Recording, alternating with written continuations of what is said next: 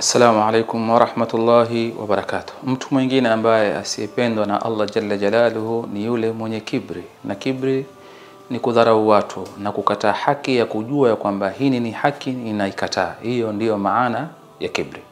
Mwenyezi Mungu jalla jalaluhu katika Al-Qur'an Al-Karim atuambia wala tamshi fil ardi marha inna Allaha la yuhibbu kulla mukhtalin fakhur. Mwenyezi Mungu hampendi yule mwenye kibri na mwenye kujifakhiri, akaona watu si chochote kwake, si lolote kwake. Haki anapoonyeshwa hataki kujua ni haki, na hali ya kuwa yufahamu anachoambiwa ni cha haki.